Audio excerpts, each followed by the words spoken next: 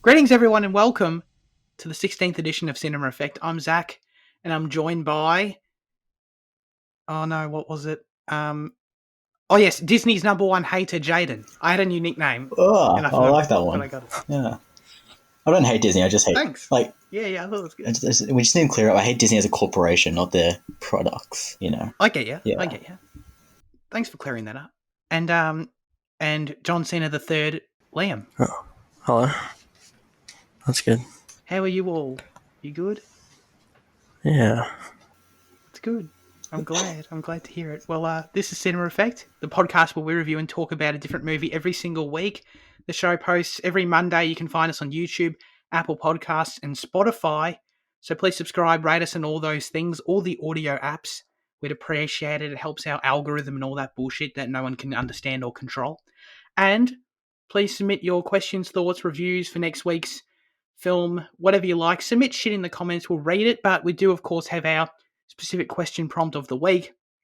And this week, okay, I'm going to need you all to come out of the waterworks, per se, and don't be cowards, all right? Just admit it. It's important, for us to talk about these kind of things in our lives. And how often do you cry in movies? I want to know. I want you to go in depth, in detail. Tell us the movies you cry in. Tell us how frequent it is so you can reveal yourself to the world. That's the question for next week. How often do you cry in movies? Let us know in the comments section. And I mean, if it makes you feel any better, I presume us three will be answering that question at the end of next week's show as well. So you won't be alone unless we dog everyone out and we get one person who writes in and then we don't answer. So then they're the only ones that, yeah, that'd be pretty shit. But anyway, this week we're continuing, or our final conclusion to the Matrix Trilogy that we've been doing over the last 3 months.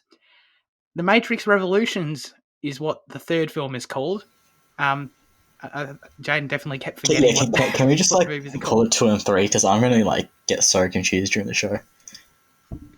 No worries. I'm totally fine for that.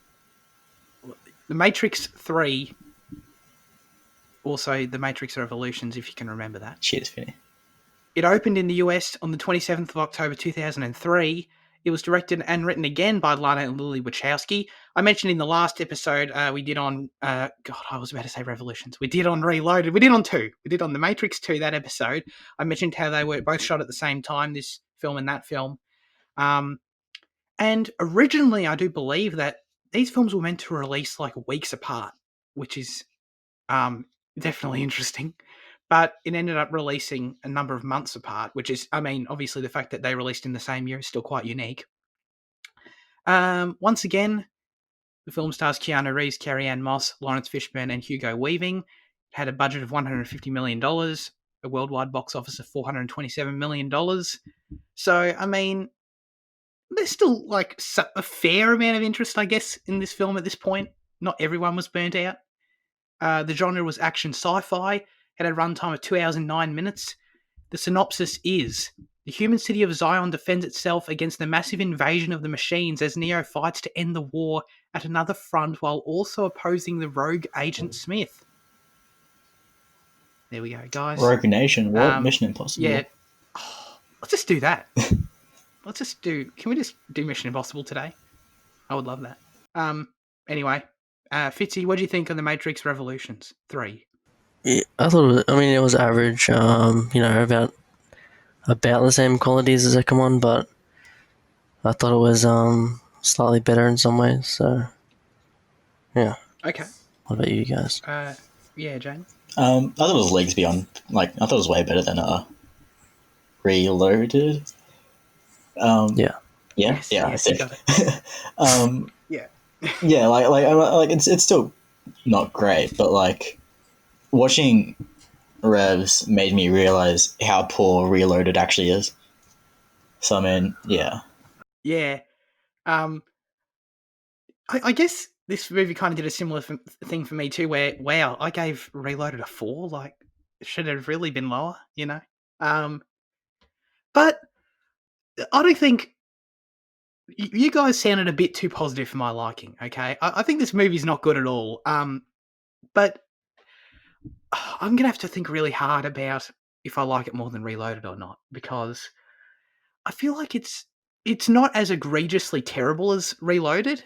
I mean, actually, no, that's a bit harsh. I mean, Reloaded, I think we did a good job of discussing some of its strengths and a lot of its weaknesses. And Reloaded has a lot of moments and elements that are just terrible, but also at the same time a lot of elements that, oh yeah, no, that's still pretty cool, or that's still preserved from the first one in some way.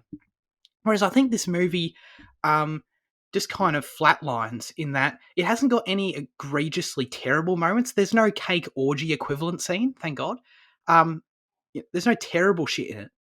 But at the same time, there's nothing really good in it at all either. I was just so underwhelmed, I guess, by the entire experience watching it. Yeah, so I guess that was kind of me. I just thought it was a really boring movie that added nothing to the story in any way. But do you guys both feel that it's better than Reloaded? Yeah. Mhm. Okay. I don't know. This one just felt more like. I mean, this one's definitely. It's kind of a very different movie. It's kind of like a sci-fi invasion kind of movie, but it's just more consistent, I guess. It's like it's a very silly movie, but I mean, if you just kind of accept the silliness, it's a good kind of B movie kind of thing. Yeah, like there's no like in the second one there was really overlong, like fight sequences and stuff. It just got really repetitive and boring, and this felt like there was some kind of I don't know, pace and stakes and stuff. So yeah. Yeah, no, that's true. I mean, yeah, this movie does establish stakes better. Um, what is there any obvious things, Jaden, that make you think that this is clearly better than Reloaded? I was just way more entertained. Like watching Reloaded. Yeah, second. Yeah. Um, Yeah. like I was so bored like the entire time, and I just wanted to keep on looking away, but I had to sit through it for the sake of the podcast. Mhm. But watching this, while there were still some pretty bad moments, and I have really big problems with like the first 2 minutes, but like aside from that, like I was actually watching the film, like I was actually interested in what was going to occur. I think the payoff that we get in regards to the fate of Zion is a bit dodge, but I think the rest of it's all right. I feel like a huge percentage of this movie is just a shitload of CG shots and CG action with just squids flying everywhere and mechs shooting at them, and I feel like that kind of happened for 40 minutes of the movie. Um, do you guys feel like I'm exaggerating there? I don't know. I was just kind of bored out of my mind during this kind of clusterfuck of everything happening on screen at once. Absurd amounts of CG. I'm saying, okay, Yeah, that's the I 100% couldn't like the even worst part concentrate. of the film, like that Zion invasion sequence, like just all of it, like that's easily the weakest point for me. But I reckon Yeah. like I think like there's a decent amount of Matrix stuff in Neo in the overworld and the train station shit. Like there's enough of that it makes me look upon the movie a bit more favorably. Okay. Yeah. Um, I think this movie has one like standout action sequence, and it's the I think it was in the first act where Yeah. Lawrence Fishburne and Carrie Ann Moss and it's kind of a callback, I think, to the first Matrix with the shootout in the hotel lobby, because it's a very similar kind of design set, and um, but this time they kind of add the added element to the choreography of the dudes on the roof as well and jumping back and forth, and that kind of extra layer to it. I don't know. I really enjoyed that element. I thought it was cool. Because I mean, I love that first hotel lobby shit out in the first movie, and just kind of adding layers to it, adding more choreography to it.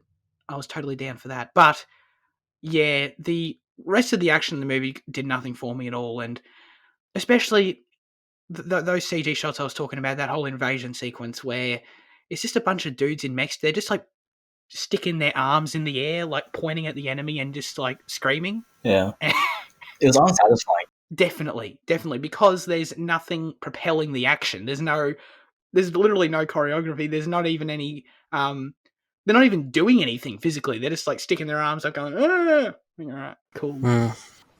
Yeah, but I like I thought the actual invasion, how they did the progression of the invasion was actually pretty good. Like how they had all the spiral spinny things which like dig into the ground and stuff, and how they need to stop that so it didn't get too far and stuff. I thought that was like pretty well done.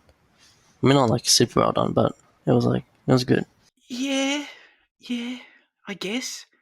But my thing is mainly a main conflict that's kind of occurring in the second act, and correct if I'm wrong at any point, but so they try and go to the dock, right, to prevent these drills from penetrating the city. And that's what like Morpheus and shit are doing like half the time. And they set off the EMP to disable the drills. Okay, fair. But then Locke, this other lieutenant, no, captain character, whatever, who's in Reloaded as well, he tells them how they're all really stupid. And he's like, yo, you do realize you also just disabled all our defenses, and now they can just like come back in 5 minutes and totally wreck us. And that was just such a bizarre thing to me where, okay, so Locke is correct, and he's just made our protagonists look like absolute morons, and he's absolutely right. Like, now, what they've been doing half the movie was pointless. Yeah, but like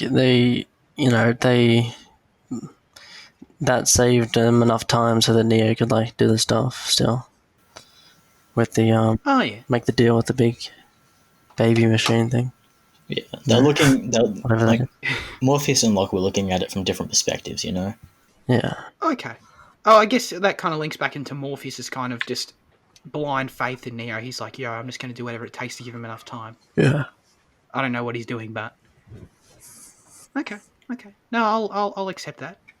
I just thought it was kind of weird writing to undermine your own characters like that, but that's fair enough. No, I kind of like that because it kind of I mean, like, you know, it humanizes them, you know, in that there's faults made, and you know, mistakes are a commonplace in like battles and war and whatever, but like we don't often see it in films because, you know, we want to look at our protagonists very favorably. So I didn't mind the fact that, you know, they were just told they were wrong. Yeah. Okay. No, that's true.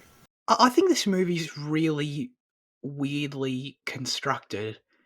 Where we get the Neo stuff at the start, and he's in the train station, which is, I don't know. I think it's fine. I guess I didn't really like it, but and then we Neo. We don't see him for like half the movie, and then he comes back again in the third act. It was this weird thing where I felt so disconnected from Neo, because we spent so much time in the center of the movie watching this mindless CG shit with all the squids and Morpheus and all that side of things, that we cut back to Neo, and I feel like I haven't seen him in an hour, and I'm like, oh yeah, like what are you doing?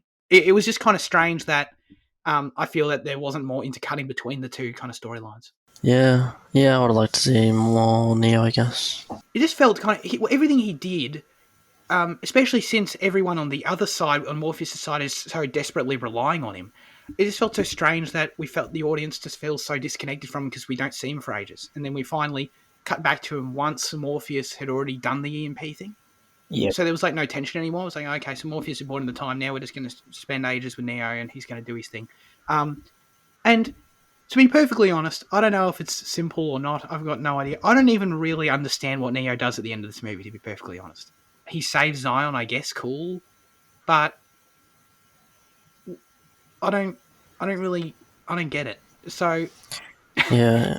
is that big squid thing? What even is that? Just like the Overlord or some shit? it's just a face Yeah, for the consciousness of the, you know how like the Oracle explains, you know, the singular like mind or whatever. That's just, you know, its way of communicating with Neo. That's all that baby thing was. Okay, sure. They kind of compare it to like okay, what, well that's fine. because it's credited as like, you know, Deus Ex Machina, I think. Machina, is it Machina? I don't know, Machina, whatever. And it's kind of like it's meant to like go back to like old plays, how like when something needed to be explained, they drop like the face of God in there, and then God would explain what happens. So that baby face is meant to be like a little thing like that. Okay. but yeah, he makes a deal with it that like because Smith, he's not in the control of the system anymore, and he's like taking over the Matrix, that he would destroy Smith with the help of the Oracle, I think, and then they would allow Zion to live in peace for a while. Right. And then Does he destroy the AI? Is that what he does when he like becomes Jesus and like well, he doesn't becomes like this he, burning light? he doesn't destroy the Sentinels. He just destroys Smith, and then the big conscious, hive mind kind of thing stops all the Sentinels because they made the deal that they could have peace at Zion for a while if he helped them like actually kind of rebuild the Matrix in a way because Agent Smith, well, he's not an agent anymore, just Smith, he'd taken over like his body's, that was everyone in the Matrix, and he just taken over the whole thing. That's what I thought happened anyway. Yeah, and basically, Yeah. so part of their deal is that if Neo saves the Matrix and they wake everyone up and they give them the choice of staying in the Matrix or leaving, then like that's the peace that they need to reach. Oh, And yeah. like a lot of people will choose to stay in the Matrix for that, ignorance is bliss type thing. And so the squid will still get their processors and their batteries, whatever, from those people. And then Zion will also be able to save all those people that want to leave. Oh, okay. Okay. And so like that's why at the end when the architect's See- talking to the Oracle and she's like, "Are you going to let them go?" He goes, "Of course I will. I'm not a human. I'll stick by my word." Oh, right. So it's kind of like the Sentinels or the Architect coming to the conclusion that like there's just going to be this constant cycle of war unless we kind of let the people who want to be free, and then just farm the rest. I guess. See, that sounds interesting on paper, but I didn't feel like the movie conveyed any of that very well. Maybe he was just not intelligent Yeah, enough to I mean- understand it. Like Rick and Morty type level Of course. thing. Yeah. I mean, that was what their conversation was about, Neo and the hive mind conscious, thingamajig.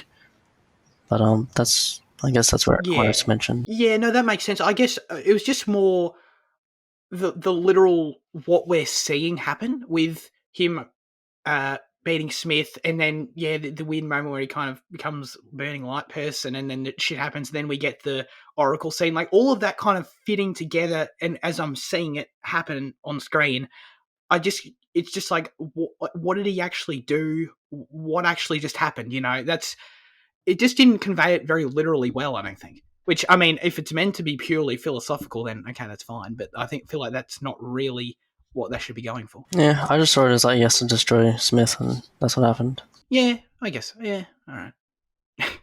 But then, even still, with that in mind, just the end of the movie, he overcomes Smith. Good for him. Did you guys find the ending just super underwhelming? Because I did. I was just kind of. We get the scene with the Oracle and the Architect, and they're kind of having a chat, and then the what's his face, the Asian dude's there, and they're just having a chat, and then the sunset, and then it ends. I was just like, I was kind of taken aback when the credits hit. I was like, wait, that's the end of the movie. I like had to rewind it 20 seconds because I assumed there was more to come. Yeah, I thought it was a Yeah. bit jarring to end there as well. But I feel like it's kind of is appropriate. I mean, start in the Matrix, end in the Matrix. And I think that, it's an okay end. The new dawn on the new Matrix, type of thing. Yeah. I don't know, like, I feel like you're doing a good job right now, Jaden, of the way you're saying it. It actually sounds interesting, but watching it, it's not. It's just kind of everything, to me, from an execution level, just falls flat. Where I didn't get any satisfaction from there's a sunset, like, okay. But what you said sounds interesting, though. Yeah, it wasn't satisfying to me either, but I kind of, it was a good, like, kind of cliche way to end, but, it was okay. I feel like we didn't even really get an ending for Morpheus and Trinity, though. Well, Trinity died. Trinity. Did she? Yes. Yeah. Oh, yeah, I guess she did. But then she's in the fourth one.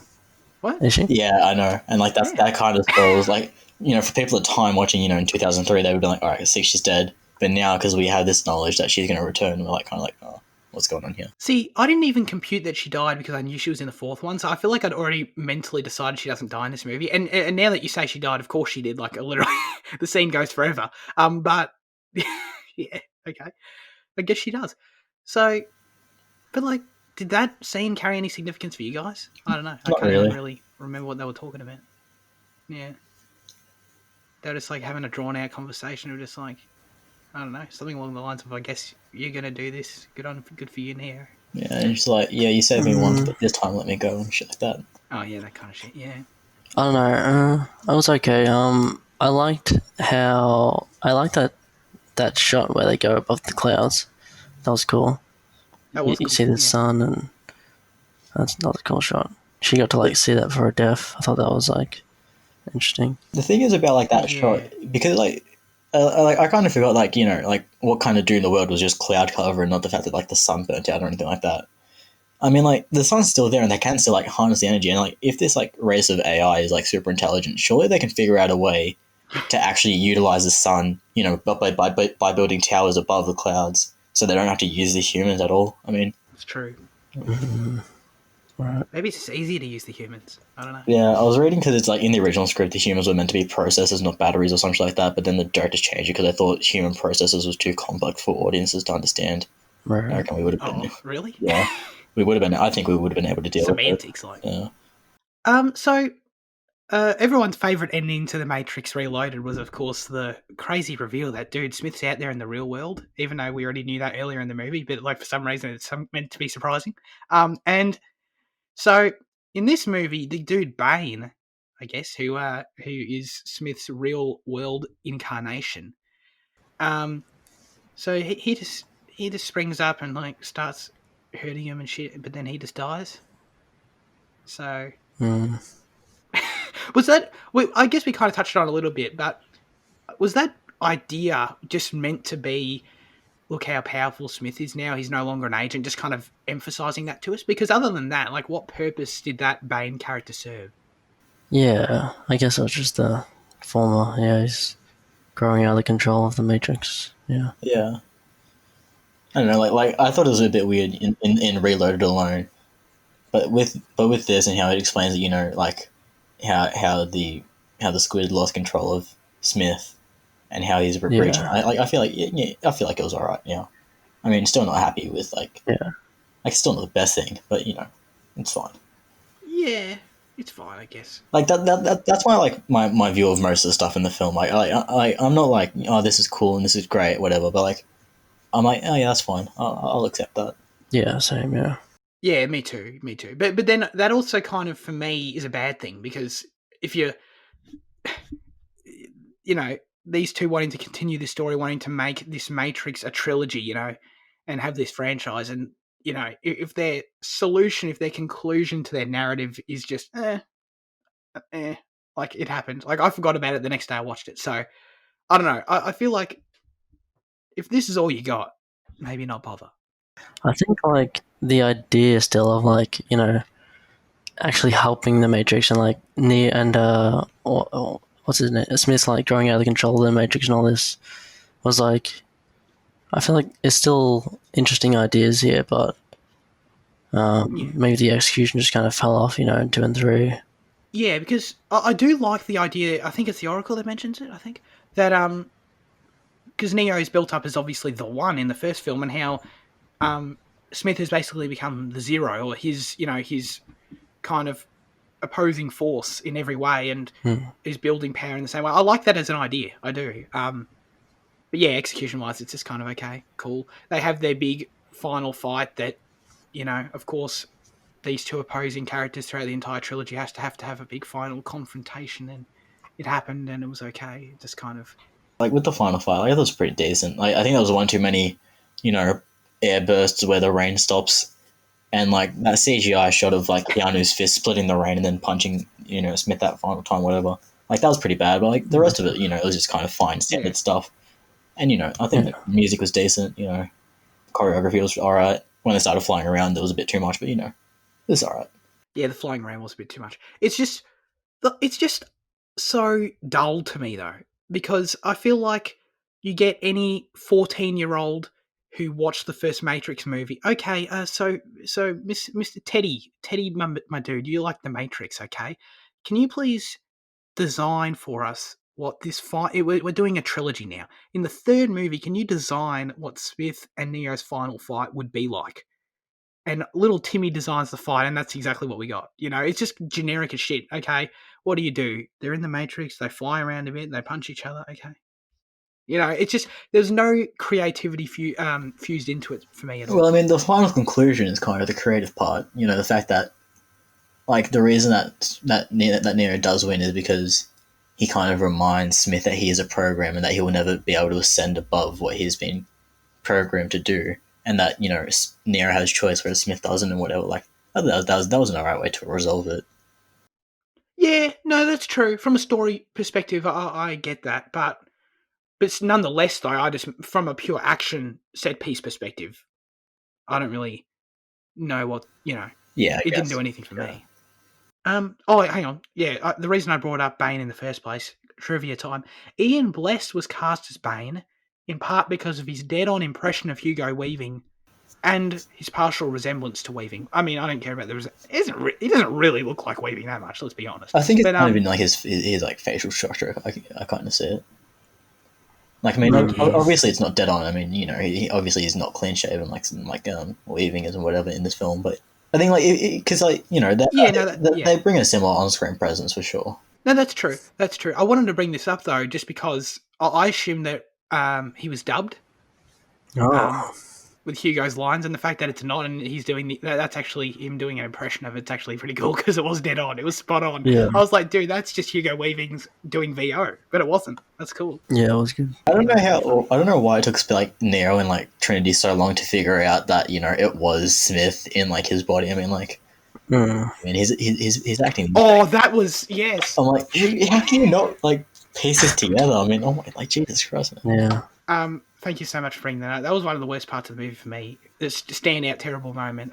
Me and my brother watched this movie together, and we were laughing our asses off when that happened. Because it was just so great. Because Bane is just constantly calling him Mr. Anderson. Clearly, Hugo Weaving's voice. He's being very hostile, and Keanu Reeves is just standing there like, "What? Who? Why? How? What?" And he calls him like Mr. Anderson in that very distinct voice. No one else on the planet has ever called him Mr. Anderson. No one. And this man is calling him Mr. Anderson. And he's just like, what? Who is this? And then like 5 minutes later, he's like, oh, shit. Oh, I get it now. Yeah, after I'm blind. Yeah. It's just that kind of shit. Like, it's hilarious. But it's just obnoxious to me because it's just writing that treats your characters like they're dumb. Like, how can you not put this together? That was not good. Thanks for bringing it up, Jan. I thought it was so funny. This has happened a few times in our Matrix episodes where, forgive me if we've done this before, I know we've done things where the names of things in these films are like biblical references, which is interesting. The ship's name, okay, cracks me up every time they say it. Am I right? The Nebuchadnezzar? Nebuchadnezzar. So it starts with an N, the Nebuchadnezzar. Yeah. Do you guys know what the reference is? Because every time they say it, it cracks me up because I feel like they're just saying the Abracadabra-Knezza. It's just such a mouthful. I thought we brought it up in the first one, didn't we? Shit, we probably did. Actually, I think you're right. That was actually. Oh wow, yeah, no, we already did that. That was a biblical reference. I'm sorry, guys. I'm sorry. But the Nebuchadnezzar wasn't in this one. It was the hammer instead. They definitely said the Nebuchadnezzar in this movie. They did say it a few times, but like the primary ship was the hammer. Gotcha. Okay. Oh yeah, no, that's right. So okay, I love how this is me just asking questions at this point, which is I'm totally down for that. Did Neo? Does he die in the end of this movie? Yes. He just kind of evaporates. I'd take it as he dies, but knowing that there's a number 4, I mean, unless number 4 is just like like what the architect was talking about, how there's another one, he's just a new one or whatever. But like, I'd take it as he died. Okay. I didn't remember. Wait, what? I didn't remember that scene. Did he evaporate or something? It's just he kind of become. It was been a week since I've seen it, but he kind of just becomes light, right? And he just kind of infuses himself and shit. Like, no, yeah. The machines drag him off after that, don't they? Do they? I don't think that's his death. I think that's like symbolic. I think that's like saying he's like ascended. He's like become Jesus. I thought that was the last time we saw him, but Jane, is that not the case? We see him again? Yeah, no, like we like when like the machines all unplug from him, like we see like them drag away, and like one of the massive like machines is like over him. Maybe they revive him. I don't know, but like at the end of this film, I mean like the last shot we see of him is a close up of his face, and he's motionless. He's not moving at all. So I take it as he dies. Okay.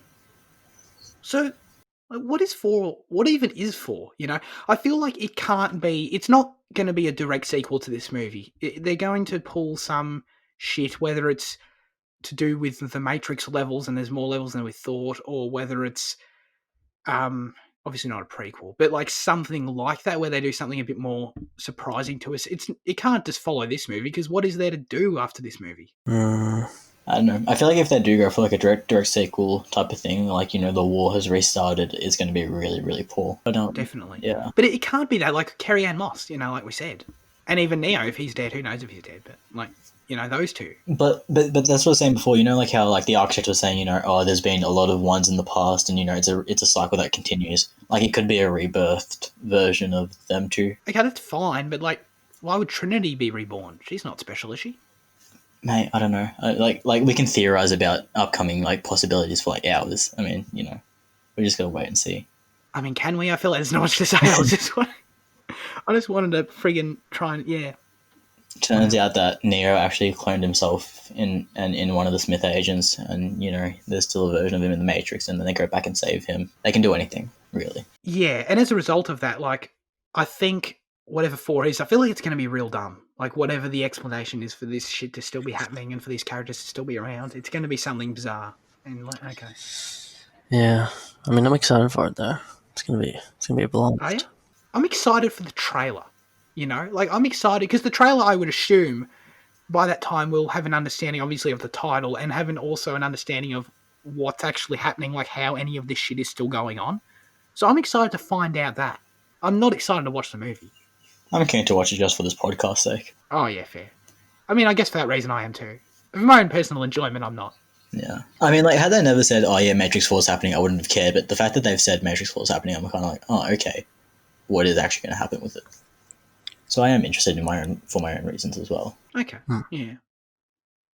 Did you guys notice there was some weird sound design in this movie of me, and I think it came, dude, all my ship names are now apparently mixed up, because the hammers, okay, so it's not the Nebuchadnezzar, remember that, Zach. So, the ship that Morpheus and shit are on, which is the hammer, right, they're flying around, they're doing the thing, and there's the sequence where they're in it and they're shooting at squids from inside the ship. They've got like the turrets and shit, like in Star Wars. And the sound design was just so weird, where we get like inside, I don't know what you call it, inside cockpit shots of like Morpheus and whoever the hell the other people are, pulling the trigger and shit and blasting away at these squids, but there's like no sound from inside. And then we cut outside and it's like crazy gun sounds, but then inside it sounds like they're firing like little toys. Did you guys notice this? No, not really. I'm so sorry when I notice stupid things like this and then I just have to rant about them and no one knows what I'm talking about. Look, speaking about stupid sound design, was there a second use of bowling sound effects? I swear, when one of the didn't notice it, but wouldn't be surprised. When one of the mechs was knocked over, I thought I heard it again. The foreshadowing Matrix 4, it's gonna be about bowling for some reason. Dude, if it's a bowling competition between the central characters, I'm there midnight. That would be so exciting. What the hell else? What the hell else can we talk about with this movie? I don't know. Oh, I'm gonna go through because like I said, like I hated the first few minutes, and I was really worried about what the Oh yeah, absolutely. It's just like the first.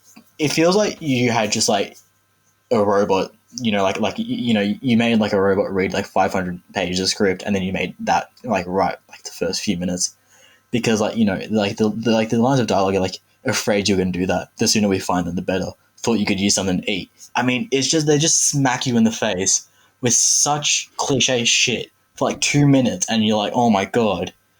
And then like it was just like that was really hard, and like like it does persist throughout the rest of the movie. I mean, like there is like cliche writing throughout, but it wasn't as bad as those opening sequences. Definitely. Yeah. I think there are definitely other standout moments of just terrible dialogue and terrible acting kind of mixed together where, oh, dude, we get the freaking pain in the ass Zion guy who's like the teenager who just wants to fight and all this shit. Like, I hate this guy. I hate him. Do you know what his name is? I certainly don't. No. You know what I'm talking about. Yeah. I think in the Animatrix, he's supposed to be like the only person that was able to like get out of the Matrix without outside help or something. I think there's like a story about him in the Oh. Animatrix. Oh, he sucks. He, when it's over or whatever, and he's just running around shouting, "He did it! He did it!" Like, I'm just like, shut shut up. Holy crap, dude. This is terrible. Like, I can't believe that either Lana or Lily or both were behind the camera shooting this shit. And like, man, we're capturing some great stuff right now. It was so bad. But speaking of bad shit, what we had the Agent Smith confronting the Oracle, and he kind of just what does he do? He like copies does his weird copy paste thing to the Oracle, where he clones the Oracle, becomes the Oracle, and he does this most like over the top maniacal like cartoon Oh yeah, Saturday morning cartoon laugh, which was terrible. I love that actually. That was hilarious. Probably not in a good way, but it was No. hilarious to watch. Oh, sorry, and I'm not done with that terrible character. That was there meant to be. Did you guys have any reaction to the other general dude who was fighting and shit? It's so hard to describe who any of these people are because I'm just like the other general dude, and there's too many general dudes. I don't know who any of them are, but the one guy who like tells the annoying guy that he Right. can't be a part of this army, not to fight or whatever. Anyway, and then the annoying dude's with this captain dude when he dies, and the annoying dude's like, I didn't even finish the training or whatever. And then the captain's like, neither did I. And I'm just like, what?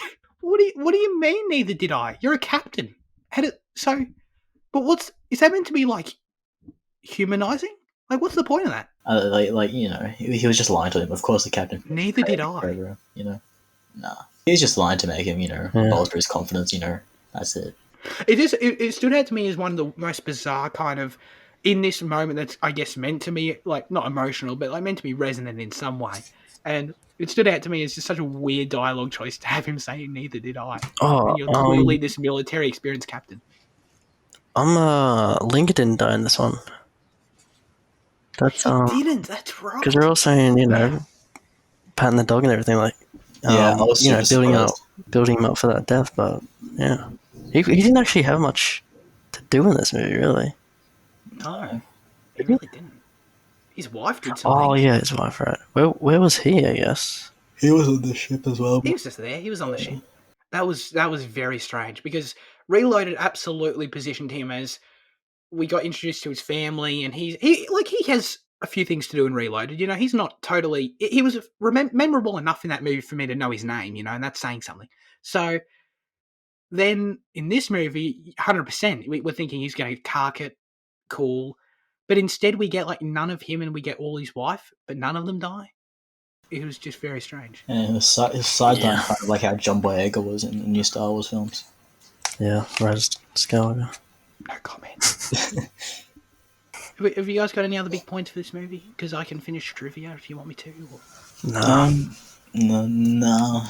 Like my only other thing I was gonna say kind of goes with like the awful dialogue in the opening scene, and it was the way like so many things were left as questions that shouldn't have been. Like the dialogue was a question that shouldn't have been. Like the big my main example like that I have in my head now is like when they're reading Bane's charts and she's like, "Oh, I've seen these readings before," and it leaves Carrie and Moss to say where, and and she's like, "Oh yeah, in the Matrix, whatever." Like it shouldn't have been left as dull. It should have just been saying like I understand it's like a common thing that happens in movies, but like it should have just been a line that she goes, "The thing is, I've seen these things before when people are jacked into the Matrix," and like it was just a thing like that annoyed me. Oh right, yeah, a bit of screenwriting principles just kind of weirdly applied. Yeah. All right. Yeah. Sure. Let me finish trivia. In an unprecedented, simultaneous global release, this film opened at exactly the same moment in every major city in the world.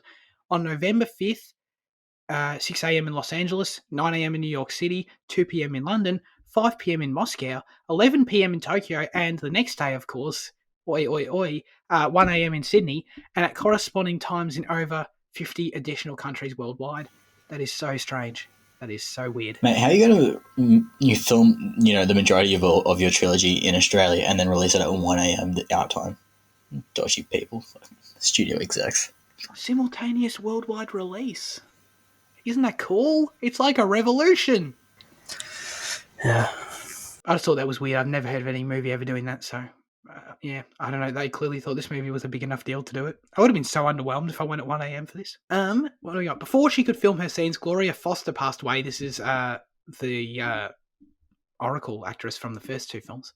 The Wachowskis had to recast the role of the Oracle, and they recast Mary Alice in this film. The Wachowskis decided to establish that in the Matrix universe, programs living in the Matrix can change and choose their forms and appearances.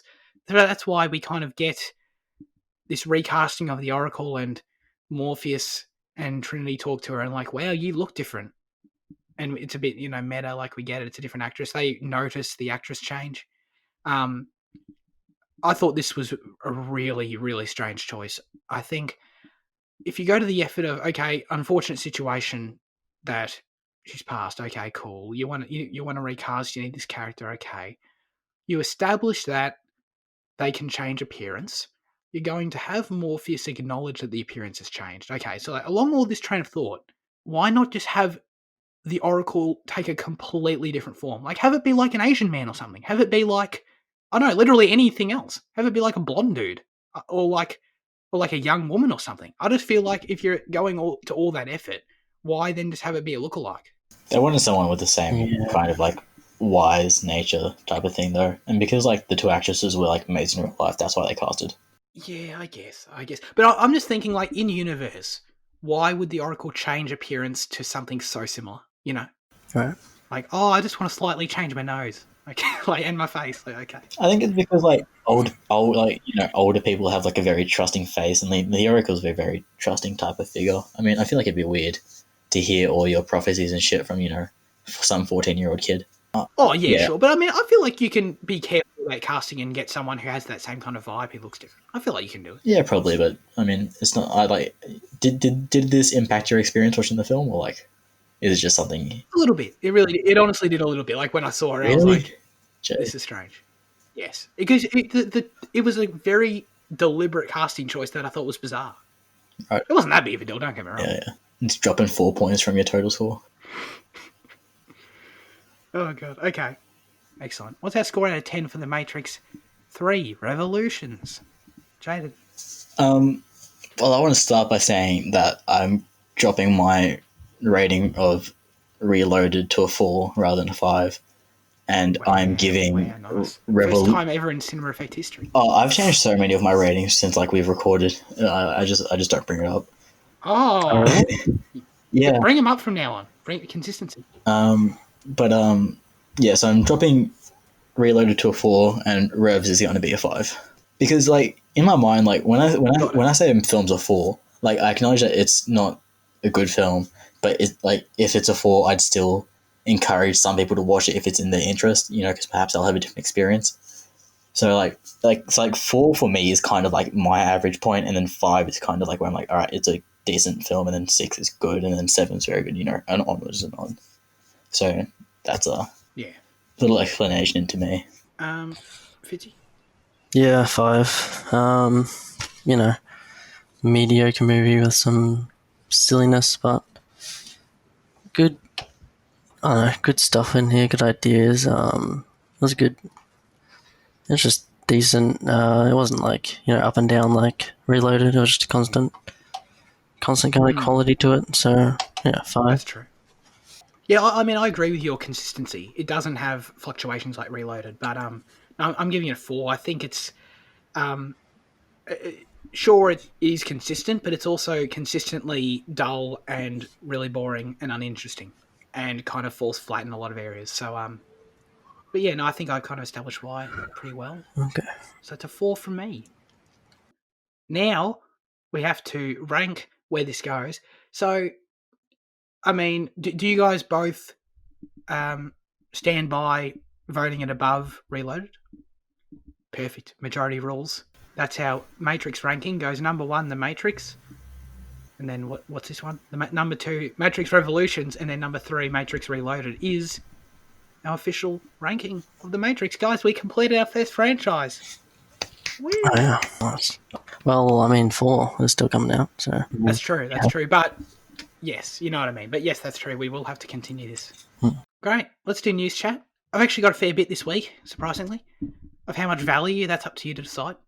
Rapid fire delay news. Tenet delayed 2 weeks to August 12th. Sad face. And Mulan delayed. I don't even know when. I think it had a July date originally, but anyway, August 21st now. So more delays. I mentioned this, Jane, last night. We were talking about this, and my issue with Tenet's delay is the fact that obviously, want to see the movie as soon as possible, but 2 weeks, not a big deal by itself. But it's now the fact that I stood by on the show a few weeks ago that if they chose the July 31st date, that they were confident in it. The fact that they've now moved that again, they've now pushed 2 weeks from that date, has created a precedent now where they're more than happy to push back their dates as many times as they see fit. So I'm now more worried for it getting delayed even more and more, potentially till the end of time. That's my concern. Do you guys care about these delays? Any thoughts? I told you I'm so, just, mate. That's all. Yeah, desensitized to them. Yeah, 100%. In interesting news, we've got Jane. Let me know about this. Okay? So there's a sci-fi film with a $70 million budget. Please, after this, Jane, shed any more light that I don't know. With an AI robot named Erica, and it's this robot, this AI, is the lead of this movie, Jane, I guess? Yeah, I mean, like, that's pretty much to the extent the that I idea? know. That's weird. That's crazy. I mean, there's a lot of interesting kind of casting things coming out, I feel, over the last few years. It kind of started on some level with Rogue One with the CG actors. Then, what was it, like a year ago, we got the James Dean casting news, which was awful. And now we're getting this, not entirely in the same vein, but nonetheless, still this kind of strange move into casting choices going beyond human beings, or at least alive ones. The film's called B, sorry. B-E? Just B. Or the letter? Yeah, just letter B. Just the letter. Lowercase B. It's crazy. Stanley Kubrick wanted to do the same for AI. He wanted David to be a real AI developed by, a real developed by scientists or whatever, and he didn't do it because they couldn't get a proper model. So he just abandoned it for a while, and then when he died, it went to Spielberg, the project, because they talked in between themselves. They were like friends, and they debated who should do it and stuff. Okay. Yeah, right. Kubrick also died. Got it. Okay, no worries. Yeah. That's true. The robot's been used in other films before, apparently, and the figure's available now for everyone to see. It's called Erica, and it's created by some Japanese company, and it doesn't really look too lifelike. I mean, it does look like a doll. I mean, it's probably going to be like a larger than a real girl type of situation. Okay, I'll have to look it up. Have you heard of any other what movies have AI before in them? I haven't. As an actual cast member, no. Yeah. No, I think this is kind of first, I guess. Netflix rapid fire news. Netflix will have a Chicken Run sequel on its platform. It's going to have been 20 years since Chicken Run, I think. Yeah, probably about that. Do you guys have any affinity for Chicken Run? I feel like I've seen it and I don't really have any Chicken thoughts. Run is terrifying.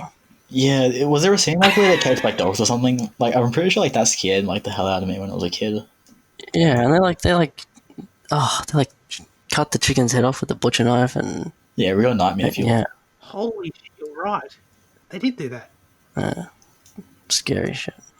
That is so accurate. It really, wow. It's actually kind of good, but scary.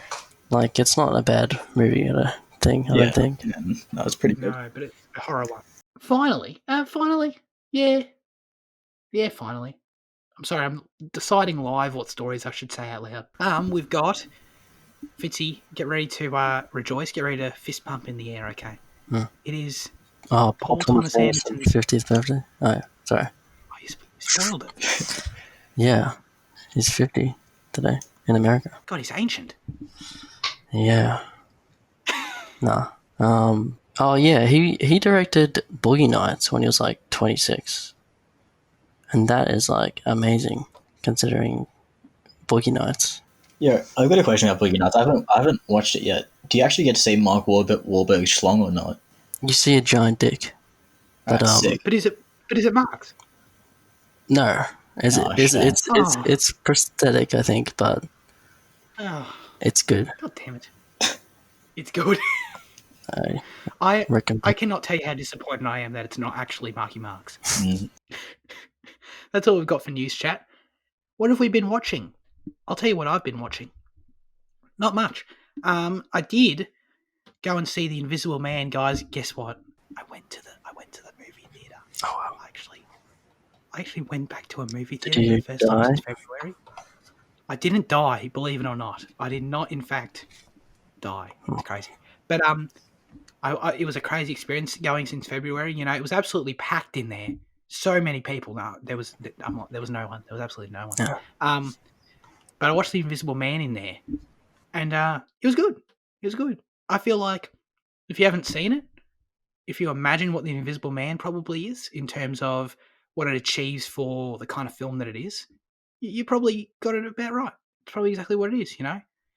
It's got some cool moments, cool characters. It's got some cool little, you know, nothing mind-blowing, nothing shocking, but some cool little clever, I think, plot devices and little twists in there that I was like, oh, I respect that choice. That was clever. But yeah, no, overall, I was like, okay, I'm glad I saw that. That was cool. Okay. Jaden, what do you got? Decent week for me. I watched Dogtown and the Z-Boys, which is a documentary about this group of skaters called the Zephyr Crew from the 1970s. And that was really, really phenomenal. Like, I think it's probably, like, I mean, like, I'm not the most diverse, like, documentary watcher. I haven't exactly seen, like, the most, you know, like, I haven't exactly seen a lot. But it's really, really great documentary, probably one of my favorites. And like, I don't really have much of a connection to skating, you know. I mean, I played some of the Tony Hawk games. That's about the extent of it.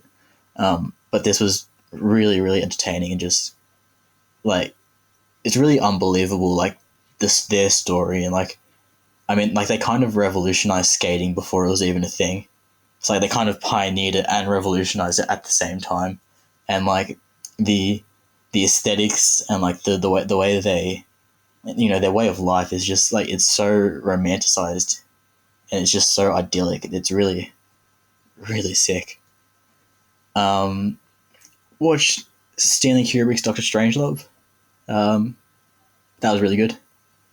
Like I mentioned last night to you boys, I didn't know that James Earl Jones was in it. That was a nice surprise. I was expecting it to be funnier because like I always heard it called like a war satire, and like I was kind of expecting it to be more like the death of Stalin. And like while it is still like satirical, it's not as funny as what, you know, the death of Stalin was. So you know, but it's still a good movie nonetheless. I watched Guillermo del Toro's Mimic, which is I think it was his second film that he directed. That was decent. I mean, it's kind of like play by your numbers, you know, kind of like body horror film where there's like some, you know, bugs and shit. I then watched Kubrick's Here and Desire, which is his first film, first feature length film. I mean, like he directed some shorts and documentaries, but you can really tell it's his first film. It feels like, you know, it feels like something you'd make in like, you know, like a classroom, like a film school type thing. I mean, like I'm sure if like us three went down to the U Yangs on the weekend, we could like recreate it shot for shot. We could probably do a better. wow. We could probably do a better job, to be honest, as well, because some of that acting was horrid. But you know, yeah, it's. Or some other stuff, but I guess the only other. I'll mention The Sacrament, which is. It's a decent film, and it's from Ty West, who directed this really good horror film called The House of the Devil. And The Sacrament is a fine film, but it's just that it takes a lot of inspiration from a real life tragedy, and it makes no acknowledgement of the actual tragedy, and it trivializes it, and it's a really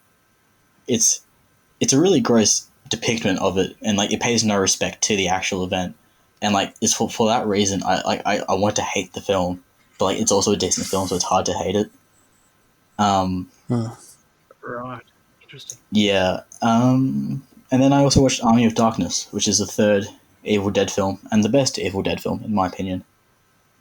That's because like Sam Raimi kind of like his films are known as the comedy horror, and in the first two Evil Deads, I wanted something more horror than I wanted comedy. They're kind of like they're the most famous cabin in the woods horror movies you have, so I was expecting something a lot more scarier.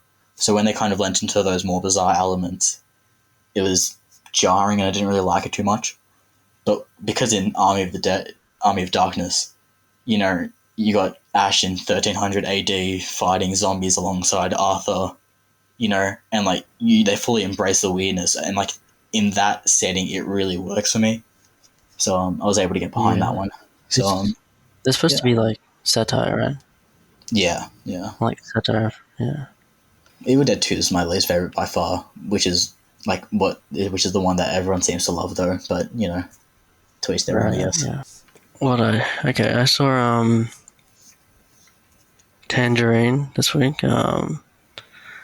Filmed by Sean Baker, who also did the Florida Project, and it's about these two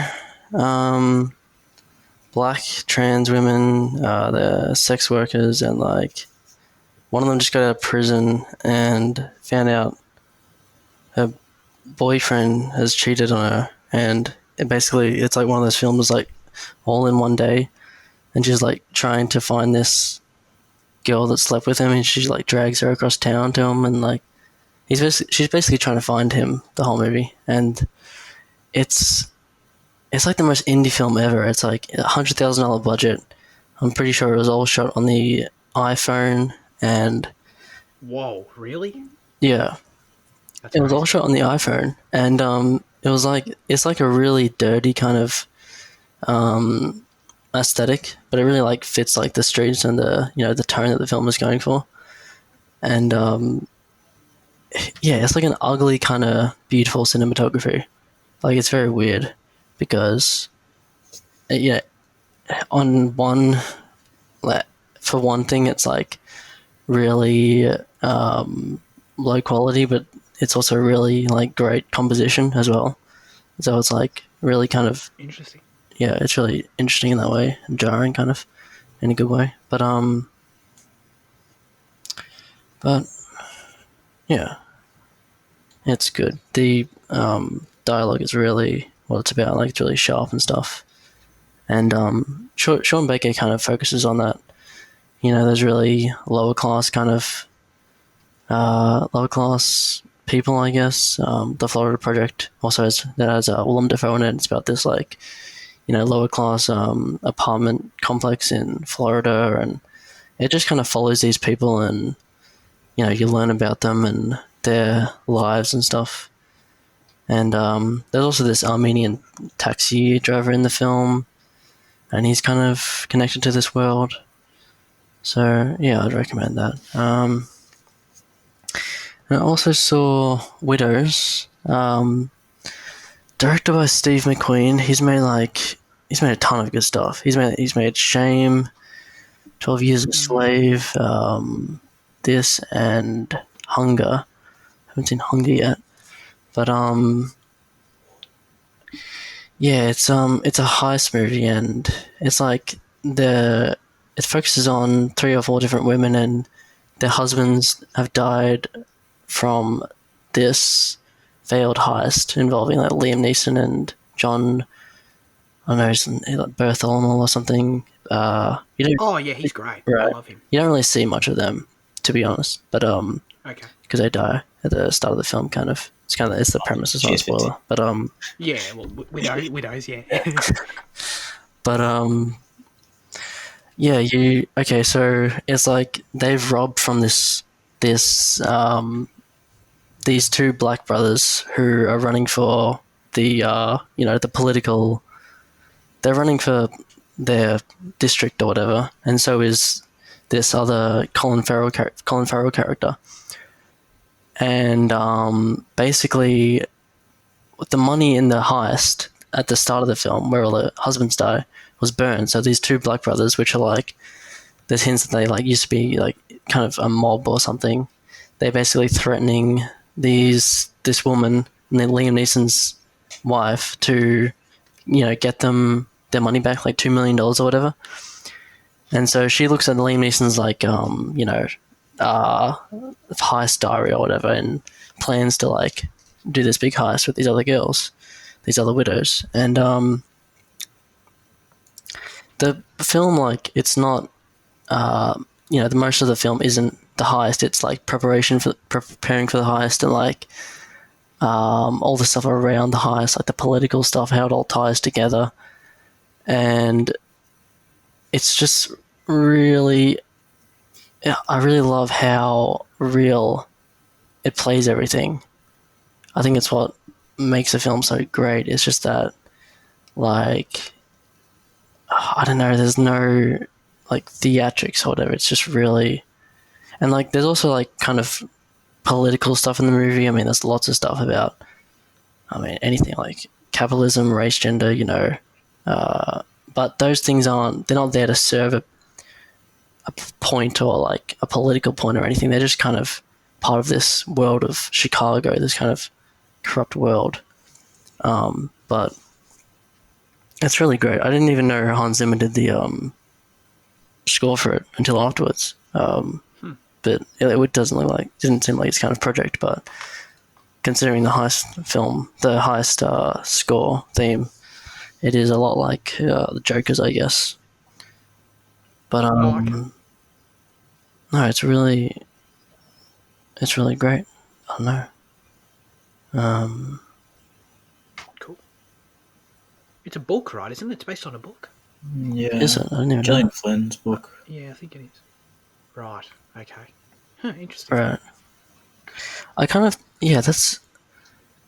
think that's like part of Steve McQueen's style, like ultra kind of realism. I mean, the film is very stylistic as well, but like if you think of something like 12 Years a Slave, it kind of really tries to stick to the, the truth and the historical details of the matter, and goes from that perspective. And same to an extent with Shame, and definitely with this film. Yeah, his directing style is really great. He's really solid. But yeah, that's don't know what else to say about it. It's good. Cool. Yeah. 12 Years a Slave is a movie I definitely need to watch. Yeah, I've seen like half of it, I think. But yeah. Oh, okay. Now it's time to get into our question of the week, question of the show. The question was last week that we asked you was, what was it? Oh yeah, a well-regarded film or well-regarded films that you weren't a fan of, didn't connect with you.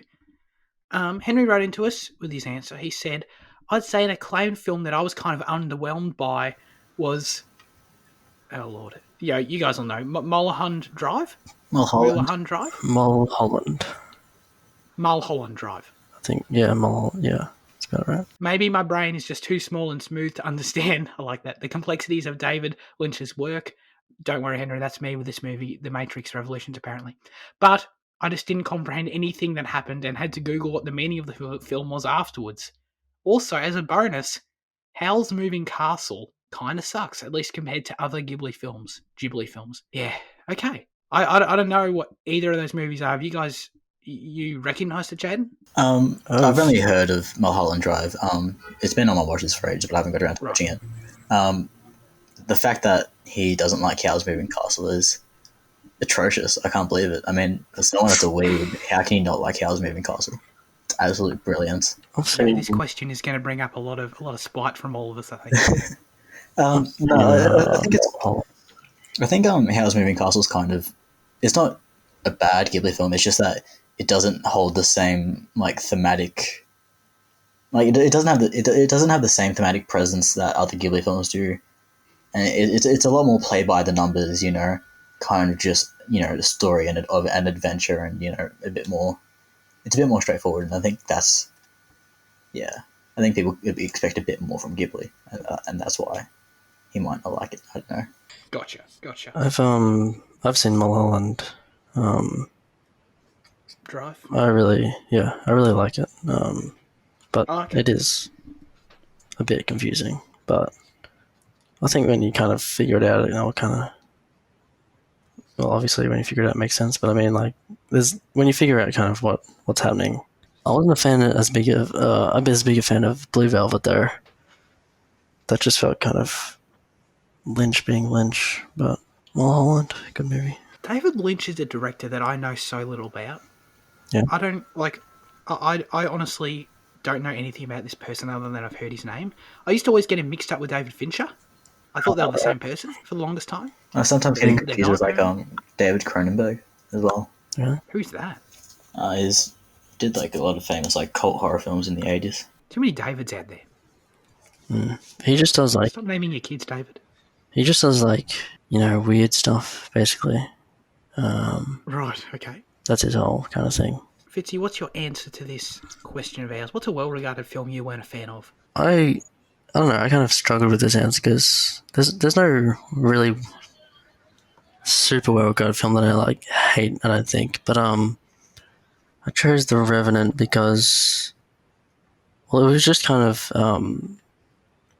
mediocre. But the fact that like Emmanuel Lubezki did the cinematography for this, and like some of my favorite shots of all time and favorite cinematography of all time is in The Tree of Life, and he did that as well. Same with Children of Men, and also it's directed by Inarritu. He did Morris Peros and Birdman. Love those films. And it's like, so it really seems like the kind of film that's like tailor made for me, really. But I don't know. It just wasn't as engaging as I hoped it. I think like it came out a few years ago. 2015. It was a while ago, but from what I remember, it just wasn't. It was quite boring. It wasn't. It was very simplistic. Like Leo's got to fight his way out of the snow and fight a bear, and I don't know. It just wasn't very. It was quite boring for me. I can't believe you guys don't like it. Yeah. I mean, like, I haven't seen it properly, to be fair. yeah, but still, I mean, like, if you've seen, so how much of it have you seen then? I would have seen the first hour. Yeah, I don't know. I mean, like, if you've seen the first hour, sure, like, surely there's enough there for you to keep wanting to watch. I don't know. Like, I think it's great. It was a while ago. Yeah, and I can't remember. I think Fitzy, like mentioned, like one of the strongest point is the cinematography. Like Fitzy, do you remember that shot like after like one of the first battles when like it pans up to the sky and you see the bird flying around, and it comes back down, and like it's meant to be like a transition of time, but it's all one shot and it's really really great. Oh. No, I don't. That sounds cool. It's absolutely stunning. I'll rewatch it one day. Maybe I'll like it more, but I don't know. It just, Yeah, same. I don't know, it was just very like yeah. Ryuichi Sakamoto, I think like was the guy that did the score, and like the main theme alone is just so haunting and beautiful. It's super well made and it's like very technically proficient, but like I don't know, the main crux, like Leo trying to get out of this wilderness, is just wasn't engaging to me, I guess. It's kind of like John Wick, it's just it's a tale of revenge and like the extent that Leo's going to go to get back at Tom Hardy, Why? Yeah, but like I don't know. I feel like it wasn't enough. Like you need to add something to that. Like I just didn't care as much, I guess. Like why did Hardy do that in the first place? I can't even remember. I can't remember either. It's been a while since I've seen it as well. I don't think it does anything like too bad. I think he just leaves him there. I think I can't remember if he wanted to like. I can't remember if he gained anything out of it or if he just didn't want to take him back. Chuck it on the list, Finny. We're reviewing it in 6 weeks' time. I definitely will. My movie is I'll pick I had a hard time with this one. There's plenty of films that I don't like as much as other people do, but at the same time, the question is a well-regarded film, so I actually have to pick a film that is generally, people think is great. I'll go with Mad Max Fury Road. It's like I've seen it. I was kind of bored by it. It's fine. It has a cool visual style, which I appreciate.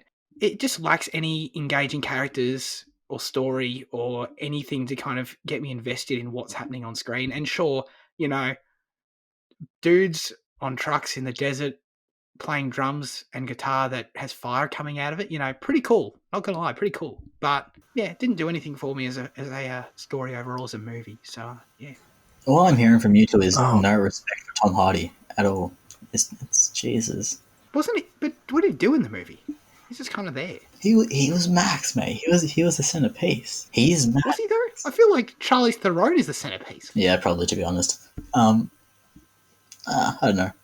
Yeah. I mean, to each their own, like I said before. Another one I don't understand. I forgot to mention something in my what I watched this week, because I've been bombarded with freaking ads for this TV show, like all week. I think I got something like Okay. at least 30 ads for this bloody show. What, on YouTube? No, just like mainly on Twitch. Like every single time I open something on Twitch, there's this bloody ad. Is it for Prime show? Is it for Hannah? Yeah, it's a Prime show. It's no, it's the Last One Laughing Australia.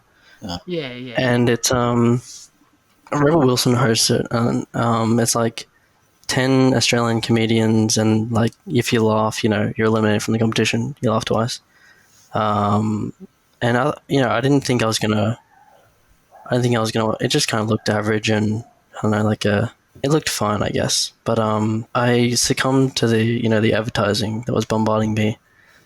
It's been bombarding me too. Yeah. Yeah, and I watched I watched the first 2 episodes, and it's actually very funny. I mean, as you would expect, because there's these 10 comedians, and they have very different types of humor that they all try to employ to to get each other to laugh. Like one's some are really loud, and some are really kind of matter of fact kind of tone, and so you learn about them as well along the way, these kind of characters.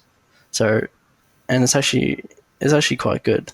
Cool. So I mean, advertising, this is what it's for, I guess, to get people like me to watch. God damn, Amazon got you. Yeah. Dude, if I had to do anything where I can't laugh, I wouldn't last 10 seconds. I feel like so self-aware.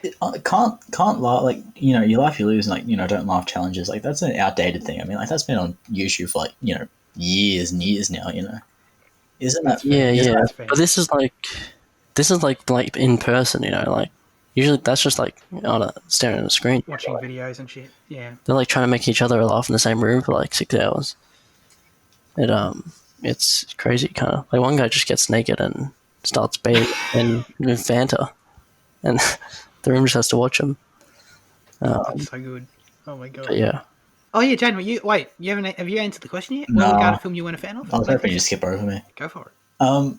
I'm similar with you guys. I don't really have a film that I hate. That's a really it's one of the well-regarded stuff.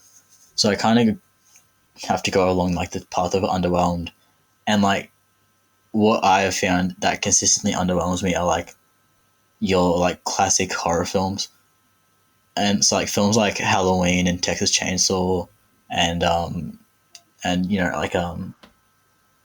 and Friday the 13th, and Evil Dead, even I mentioned before.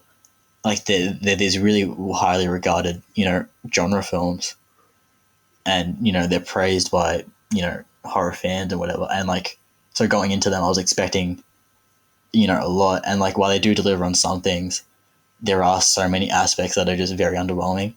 And I think a lot of it comes from I feel like horror films in the 70s, and they were kind of an avenue for young actors to try and get through.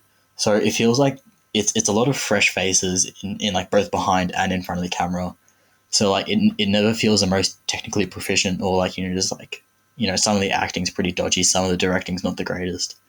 And there are some really good stuff, and I think Halloween, the score and stuff like that, that's great. But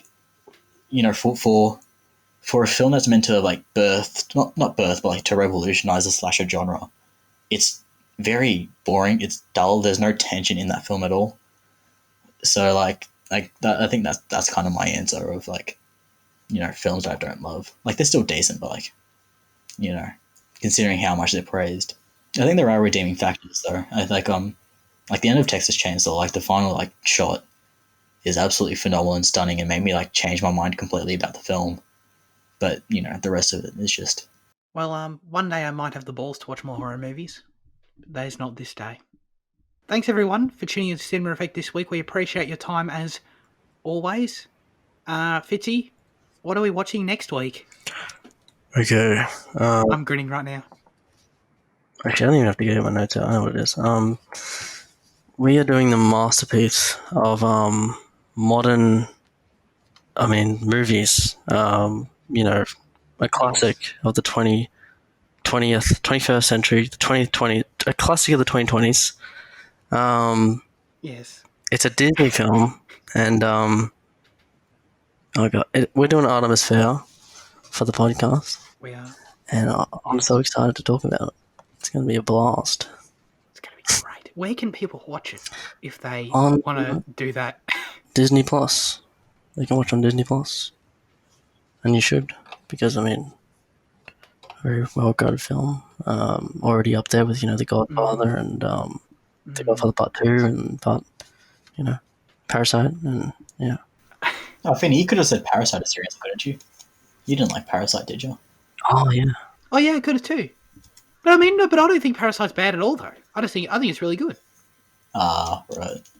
So like, I don't know. I feel like no, I don't. My opinion isn't so below everyone else's that it doesn't really work. It's overrated though. But anyway, Artemis Fowl. Yes, get excited for that. Yo, okay. I'm just gonna say it. I haven't seen the movie yet, but I've got a feeling that if you've been scooting along with us on this show and you've been more than happy to listen to us talk shit about movies that you've got no idea what we're talking about. I've got a little feeling, okay, that Artemis Fowl of all films is a film that you're going to want to understand what we're talking about when we're Yes. just Oh throwing shit out there about it next week, yeah. When we just randomly go, remember the part where Josh Gad I, sits backwards on a unicorn? When we say I that, you're going was to want to know what we're talking about.